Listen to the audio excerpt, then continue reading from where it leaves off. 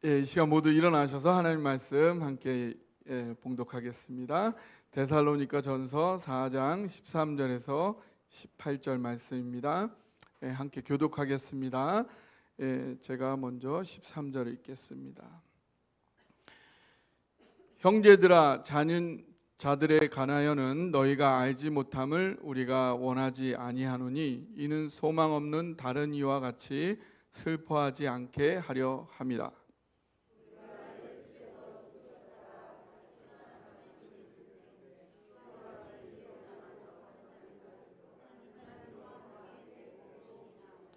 우리가 주의 말씀으로 너희에게 이것을 말하노니 주께서 강림하실 때까지 우리 살아남아 있는 자도 자는 자보다 결코 앞서지 못하리라.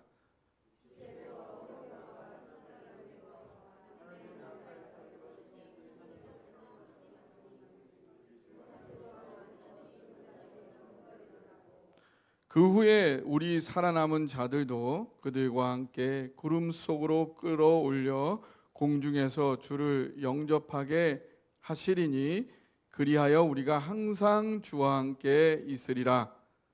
그러므로 이러한 말로 서로 위로하라. 아멘.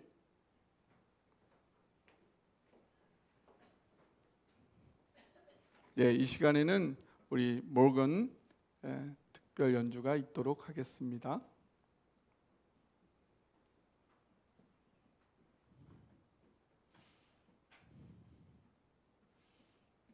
그 사이에 우리 큰 상주님이 오셨네요. 우리 양찬욱 상주님 오셨네요. 잠깐 인사드리겠습니다.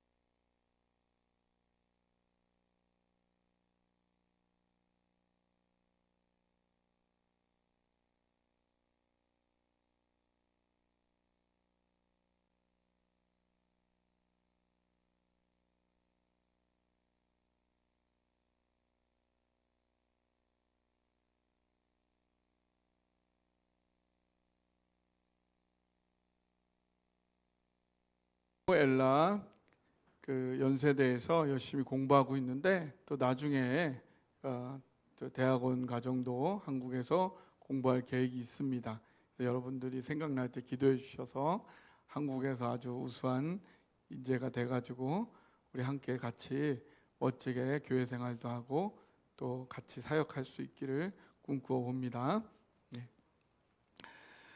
지난주 월요일 새벽 밤을 거의 새우다시피 하며 장례 절차를 마무리하고 한 4시 45분경 발인 예배를 시작하기 위해 온 가족들이 모였어요.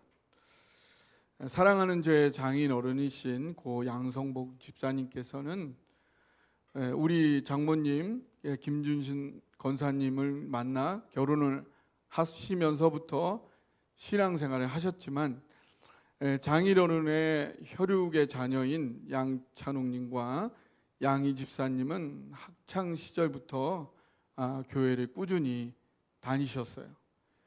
그러니까 기본적으로 모든 가족들이 기독교 신앙 바탕이 되어 있는 거였죠. 그러다 보니 장인어른의 임종이 가까이 다가오면서도 한편으로는 육체적으로 이렇게 세잔에 가시는 그 아버지의 모습이 너무 안쓰럽고 또 당분간의 이별이 서럽지만 마음속에는 근본적인 큰 절망과 그런 어둠은 우리에게 없었어요.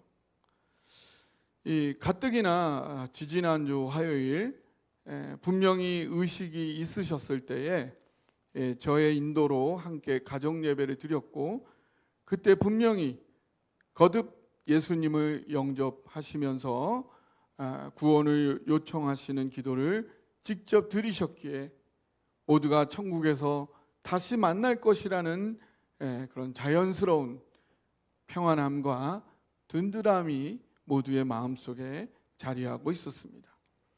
그런 마음이 장례 절차 처음부터 계속 모든 가족들의 마음속에 흐르고 있었기에 그것이 그 장례 예배까지 계속 이어지고 있었습니다.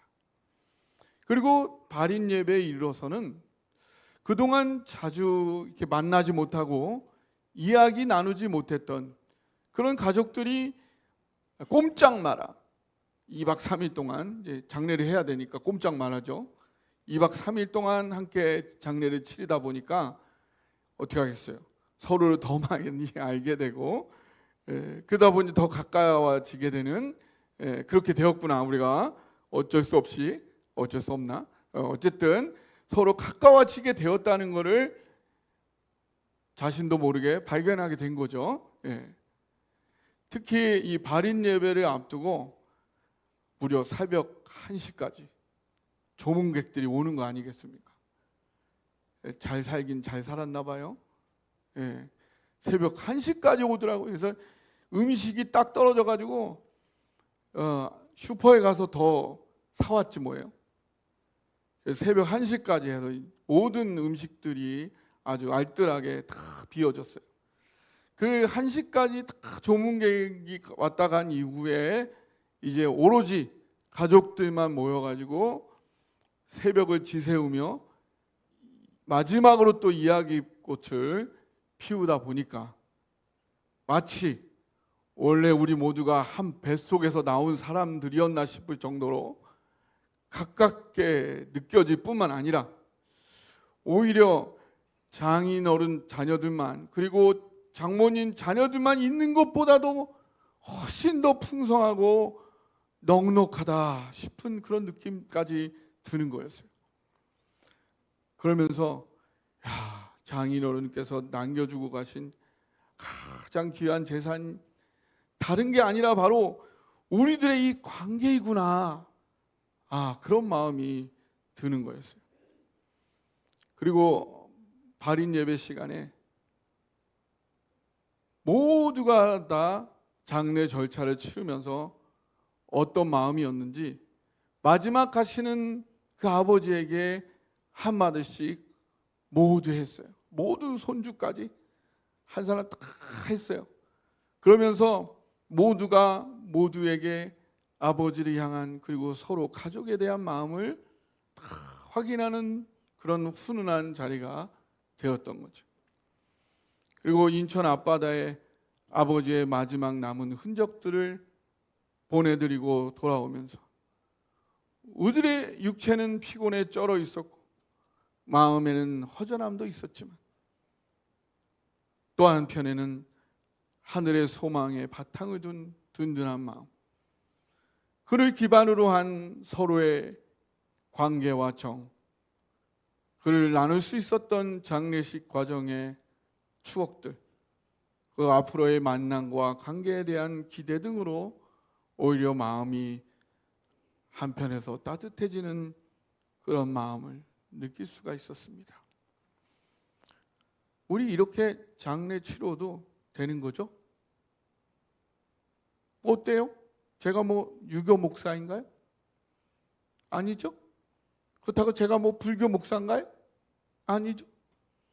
저는 하늘 소망 가진, 천국 소망 가진 기독교 목사거든요. 저는 기독교 목사니까요, 천국 소망 가진 기독교 목사답게 이렇게 훈훈하게 행복하게 장례식을 치루어도 되는 거죠. 아멘. 저는요, 하나님의 말씀은 단지 말로만 전달되는 게 아니라는 것을 살면 살수록 더 느끼게 됩니다. 100마디의 말보다도요, 제가 하나님의 말씀대로 사는 모습을 보여드릴 수 있다면 그거보다 더 파워풀한 설교 말씀, 성경 공부는 없다는 생각을 하게 됩니다. 그래서 이번 장인어른의 장례를 통해 저와 제 가족들이 경험했던 천국에 대한 소망과 신앙적 삶 가운데 임하는 하나님의 말씀을 성도님들과 함께 상고하는 것 너무나 귀한 축복이라 믿습니다. 오늘 이 시간 천국에 대한 소망의 말씀 나눌 때에, 그리고 그에 따른 신앙적 삶을 나눌 때에 죽음에 대한 모든 공포에서 자유해지고 부활의 주여 생명의 주이신 예수님의 능력 힘입어 죽음 넘어서는 부활 신앙에 우리 모두 이르기를 주님의 이름으로 축원합니다. 사람은요, 두 가지 앞에 서면 아주 평등해집니다.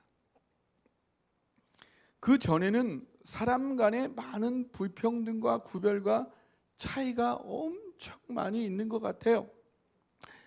그런데 이 두 가지 앞에만 서면 인간은 결국 모두 다 별 차이 없이 똑같다. 결국은 도토리 키재기 같구나. 인간 간의 비교 자체가 너무 별거 없고 우스운 거구나 하는 느낌이 드는 그 두 가지가 있다는 거예요. 그게 뭘까요? 그건요, 첫째 하나가 죽음이에요. 다른 하나는 하나님의 은혜입니다. 여러분, 죽음 앞에 서면요, 인간은 다 똑같지 않습니까?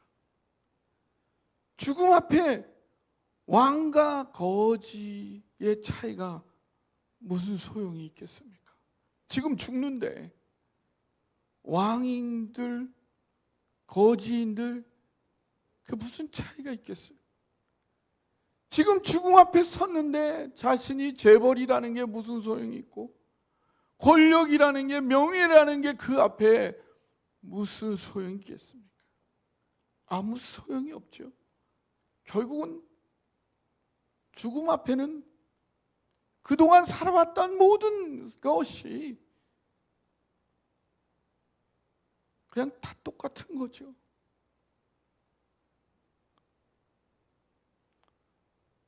죽음은 그동안 살아왔던 모든 차별을 다 삼켜버려요. 죽음 앞에서 비로소 인간은 누구나 다 하나 없이 평등해지고 마는 거죠. 또 하나, 인간은 하나님의 은혜 앞에 평등합니다. 하나님은요, 특별히 특권층에만 산소와 공기를 주시지 않아요. 태양빛을 소수의 몇몇 사람에게만 비추어 주지 않으세요. 가장 중요한, 꼭 있어야 하는 가장 중요한 것들은 모두에게 무제한으로 다 누릴 수 있도록 모두에게 베풀어 주시는 그러한 하나님이시라. 그런 것처럼 하나님은 우리 모두가 하나님의 은혜와 사랑을 누리기를 원하시는 줄 믿으시기 바랍니다. 그래서 오늘 하나님은 천국은 침노하는 자의 것이라 하시면서 하나님의 은혜와 사랑을 원하여 오는 사람 누구에게 약속하고 계십니다. 이사야서 55장 1절 2절에 이렇게 말씀하고 계세요. 오라 너희 모든 목마른 자들아 물로 나오라. 돈 없는 자도 오라. 너희는 와서 사 먹되 돈 없이 값 없이 와서 포도주와 젖을 사라. 너희가 어찌하여 양식이 아닌 것을 위하여 은을 달아주며 배부르게 하지 못할 것을 위하여 수고하느냐. 내게 듣고 들을지어다. 그리하면 너희가 좋은 것을 먹을 것이며 너희 자신들이 기름진 것으로 즐거움을 얻으리라. 인간 누구나에게 평등하게 찾아오는 피할 수 없는 죽음이라는 끔찍한 운명, 이 죽음의 끔찍함에서 벗어날 수 있는 길은 인간 누구나에게 평등하게 베풀어져 있는 하나님의 은혜 안에 있음을 믿으시기 바랍니다. 서강대학교에서 죽음학을 공부할 때가 있었어요. 죽음에 대한 학문이라고 하니까 어찌 으시시하신가요? 근데 죽음에 대해 연구한다는 것은 단지 죽음에 대해 연구만 하는 게 아닙니다. 죽음이 무엇이냐에 대한 연구도 하지만요, 그를 통해 죽음이 그런 것이라면 그렇다면 삶은 무엇이냐를 연구하는 거고요. 또한 그러면 죽음으로 인한 그 슬픔은 어떻게 다루어야 하느냐, 또한 이 죽음학에서 아주 중요한 부분이 되는 거죠. 종교마다, 철학마다 죽음을 바라보는 입장이 다르겠어요? 같겠어요? 다르겠죠? 예, 다릅니다. 그럼 그에 따라서 삶을 바라보는 입장도 전혀 달라지는 거예요. 그 입장에 따라 죽음으로 인한 슬픔, 그 슬픔의 강도가 다르겠어요? 같겠어요? 굉장히 달라지는 거죠. 굉장히 달라집니다. 우리나라 사람들은 보통 죽음을 어떻게 생각하고, 그래서 삶은 어떻게 생각하고, 또 그래서 그로 인한 슬픔은 어떻게 다루려 했을까요? 그 대표적인 모습, 아마도 관을 옮기는 상여꾼들이 부르던 그 상여가 속에 담겨 있지 않을까 싶습니다. 제가 구슬프게 잘 할 수도 있지만 제가 그러면 아마 시험에 드실 것 같아서 그냥 읽어드리겠습니다. 저승길이 멀다더니 대문 앞이 저승이라.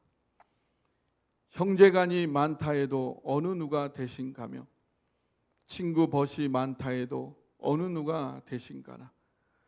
임산 노경 약을 쓴들 약발이나 받을 손가. 우녀 불러 구슬한들 국떡이나 있을 소냐.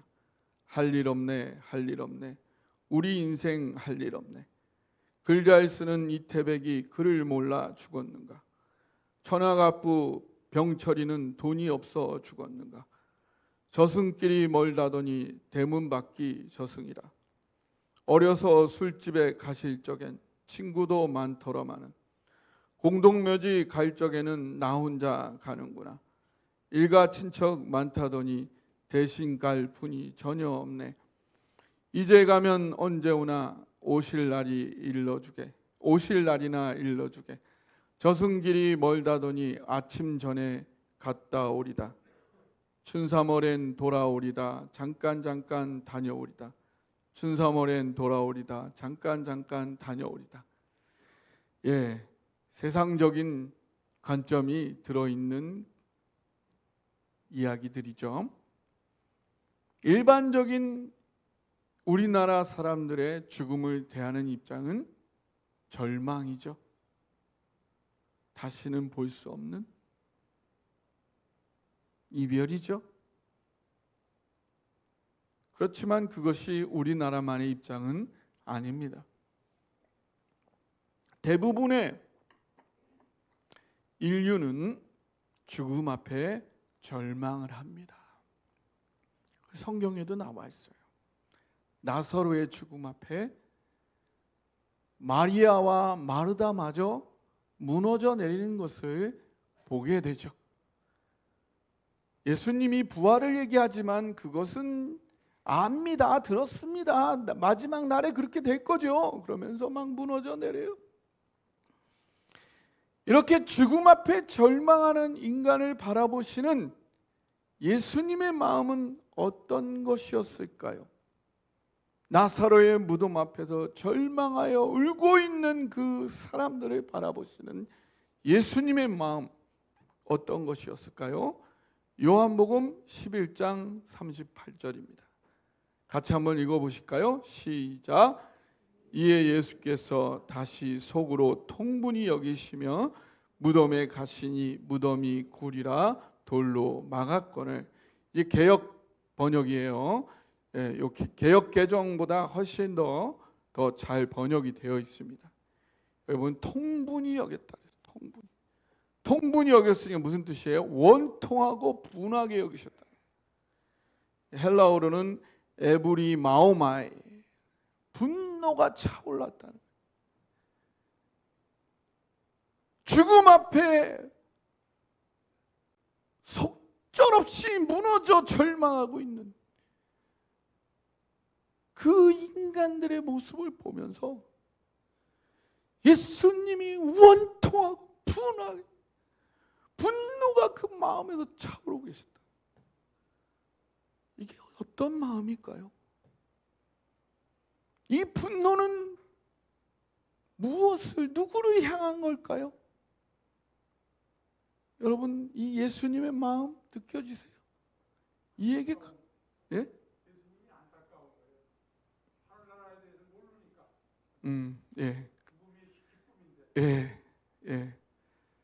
예. 그 분노까지 느끼셨다. 이게 뭘까요? 제가 한번 어떤 마음일까 묵상을 해봤습니다. 제가요, 우리 광은이가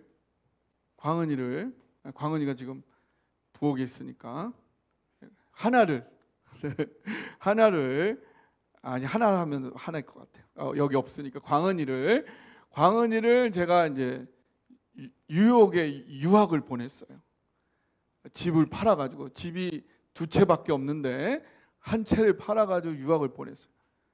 유학을 보냈는데 얼마나 제 재산 평생 모은 것 중에 반을 팔아가지고 유학을 보낸 거예요. 유학을 보냈는데 이 녀석이 갑자기 연락이 안 되네. 연락이 안 돼가지고 연락이 안 되는 거예요. 어떡하지? 그래가지고 다시 또 막 빚을 내가지고 비행기를 구해가지고 찾아간 거야, 유역에. 그래서 막 찾았어요. 근데 막 찾는데 안 찾아. 한 열흘 동안 막 찾았는데 못 찾다가 드디어 할렘가에서 찾은 거예요. 얘가 할렘가에 찾았는데 여기 보니까 막 여기저기 막 주사 자국이 막 완전히 늘어져가지고 마약에 중독이 돼가지고 얘가 완전히 맛이 가버린 거예요. 제가 화가 나겠어요, 안 나겠어요? 화가 나지. 제가 그러려고 보냈나요? 그러려고 보낸 게 아니잖아요. 집까지 팔았는데 화가 나겠어요, 안 나겠어요? 분노가 치밀어 오르는 거죠. 제가 광은이를 사랑하는 만큼 분노가 치밀어 오르는 거예요. 내가 그러려고 이 아이를 보낸 게 아닌데 지금 예수님이 그런 분노가 지금 내가 그러려고 너를 창조한 게 아닌데 내가 너희가 마음껏 행복하기 위해서 마음껏 기쁘게 살라고 너를 나의 형상을 닮게 나의 마음을 부어서 가장 아름답게 내가 이 땅에 창조했는데 그만 사단의 꾀임에 넘어가서 죄를 범하여서 사망이 와가지고 그 사망보다 더 큰 하나님이 있다는 것도 뭐 알지 못하여 그 사망에 매여가지고 그게 다인 줄 알고 절망에 압도되어서 그것이 다인 줄 알고 거기에 매여 살아가는 그 인간을 그 사람들을 사랑하는 만큼 분노가 치미시는 거예요. 사랑이 너무 안타까워. 분노가 되는 그런 사랑인 것입니다.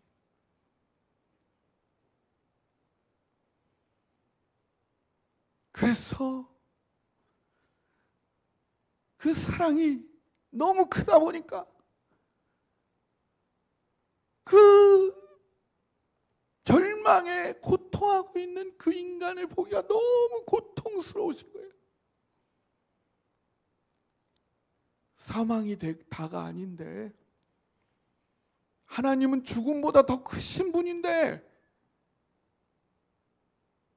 그거야 또 당해가지고 그 질질 끌려다니는 사탄에게 질질 끌려다니는 그 인간이 너무 그 모습이 너무 화가 나는 거예요.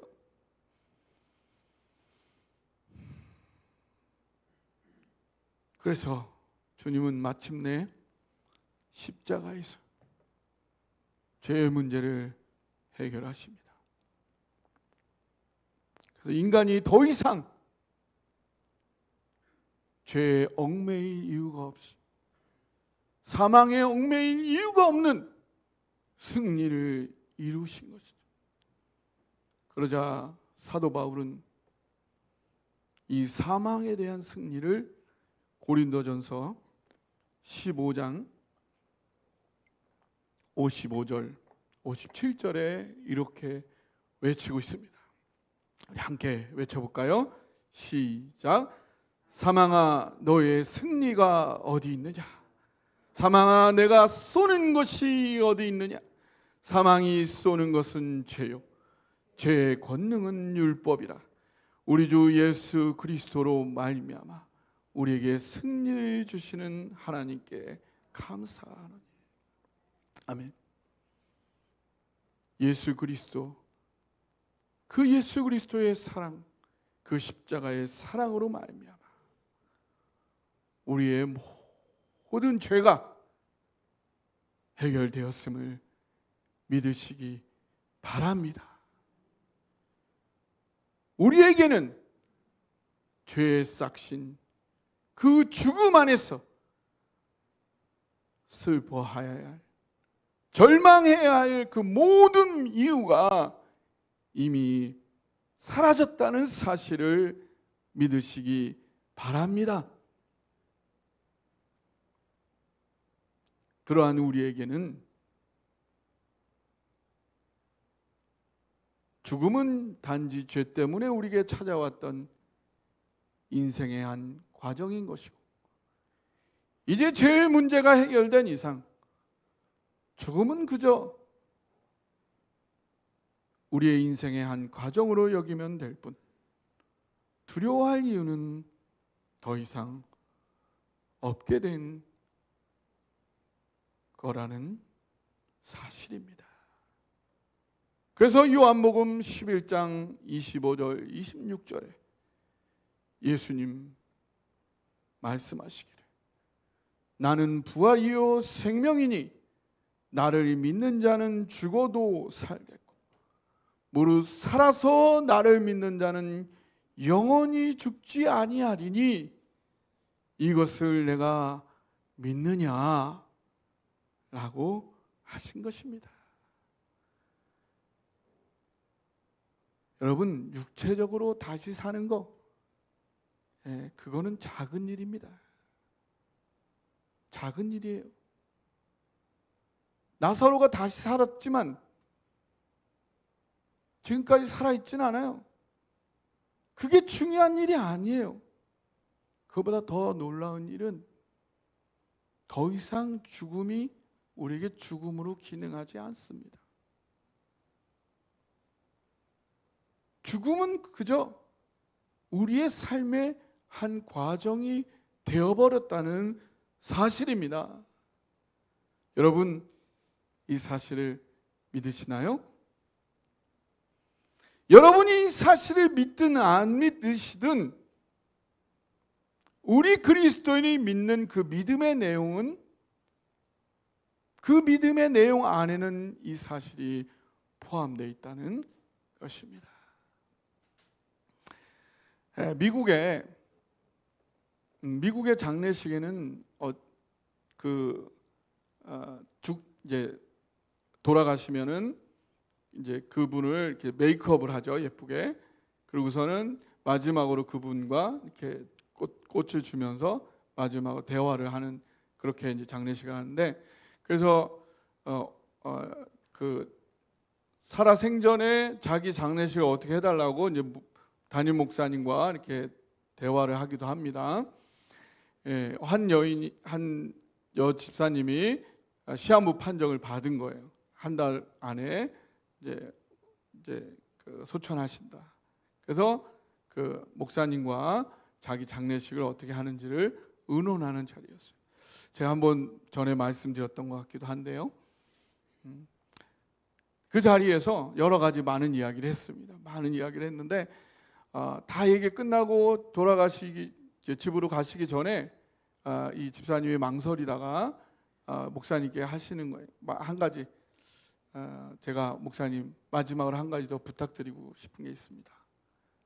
그래서 무엇인가요? 그랬더니 이 집사님 하시는 말씀이, 제가 장례식 할 때에 제 손에 포크를 하나 쥐어주세요. 되게 엉뚱한 부탁이잖아요. 자기 손에 포크를 쥐어달라고 하니까 웃기잖아요. 메이크업 다 해놓고 포크를 딱 쥐어. 그래서 왜 그러시죠? 이유를 물어봤어요. 그랬더니 이 집사님 하시는 얘기가, 제가 교회 생활을 하면서 가장 그 다음 순서가 기대될 때가 언제였냐면, 식사를 하고 나서 그 식사를 이렇게 서브하는 집사님이, 집사님 포크는 그냥 갖고 계세요. 다음에 아주 멋진 디저트가 있거든요. 그 얘기를 들을 때가 가장 기대가 됐거든요. 그래서 저는요, 이 죽음이 끝이 아니고 그 다음에, 이 죽음 다음에 주님과의 만남을 엄청 기대하고 있다는 것을 우리 교회 성도들에게 모두 알리고 싶거든요. 그런 거였어요.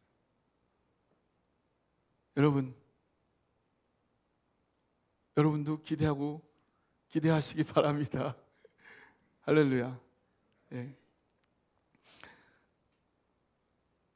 바로 우리는 이 죽음이 어둠이 아닌 그 죽음 다음에 더 큰, 멋진, 더 나은 삶이 있다는 것을 기대하는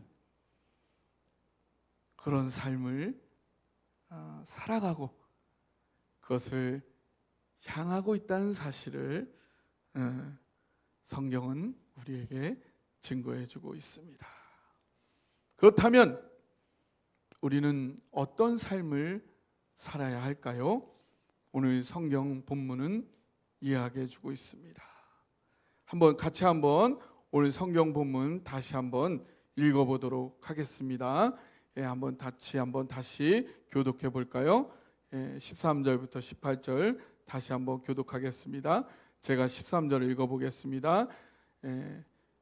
제가 먼저 읽고 그 다음 14절 읽어주세요. 형제들아, 자는 자들에 관하여는 너희가 알지 못함을 우리가 원하지 아니하노니 이는 소망 없는 다른 이와 같이 슬퍼하지 않게 하려 함이라.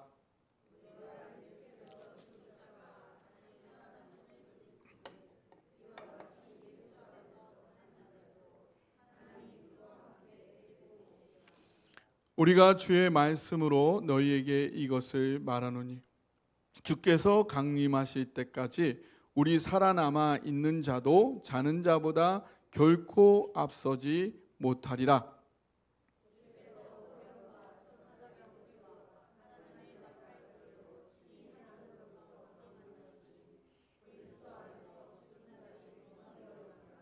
그 후에 우리 살아남아 있는 자들도 그들과 함께 구름 속으로 끌어올려 공중에서 주를 영접하게 하시리니 그리하여 우리가 항상 주와 함께 있으리라.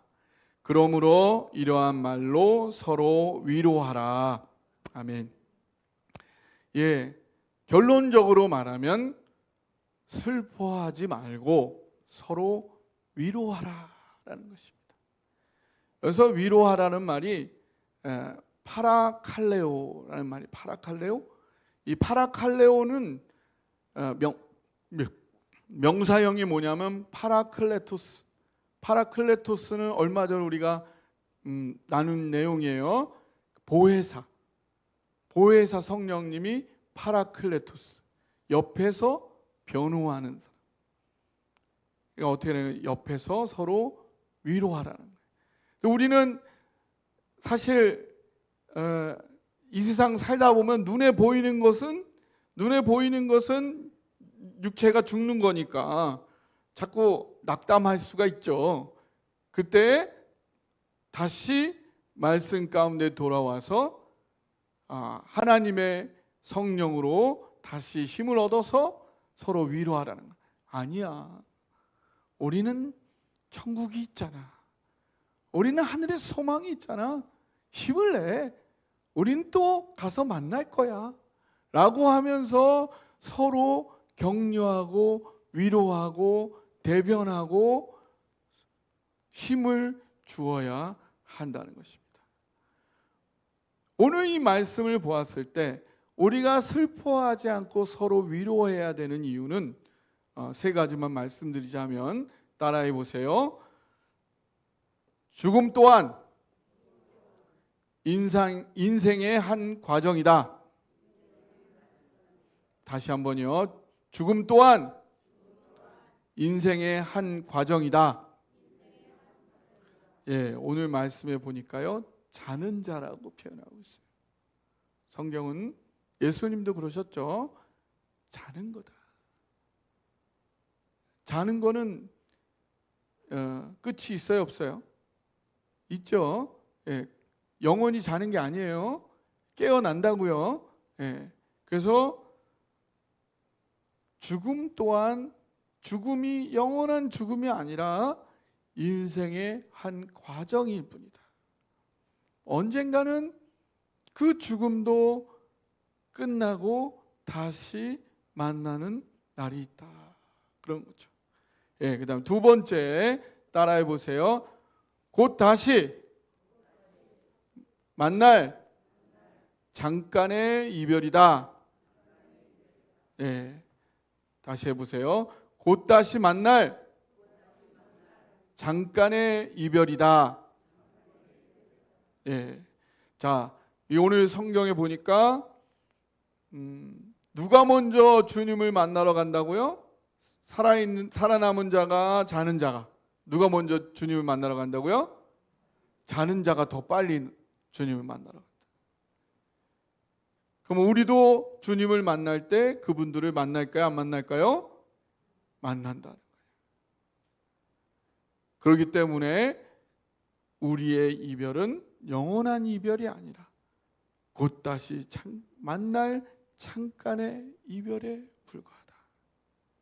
그렇기 때문에 우리는 슬퍼하지 않고 그러한 이유로 서로를 위로하는 그런 삶을 살아야 한다는 거죠. 세 번째 따라해 보세요.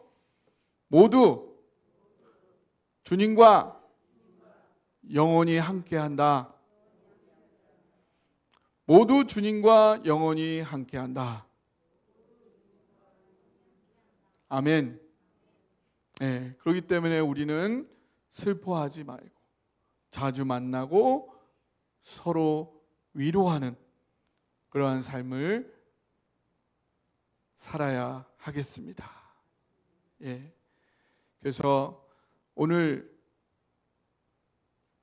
우리가 마땅히 가져야 될 자는 자들에 대한 신앙적 태도라는 것은 슬퍼하지 않고 서로를 위로하는 것입니다. 그래야 하는 이유는 죽음 또한 인생의 한 과정에 불과한 것이고, 우리는 또 곧 다시 만날 잠깐의 이별을 한 것에 불과하고, 우리는 곧 모두 주님과 영원히 함께할 것이기 때문입니다.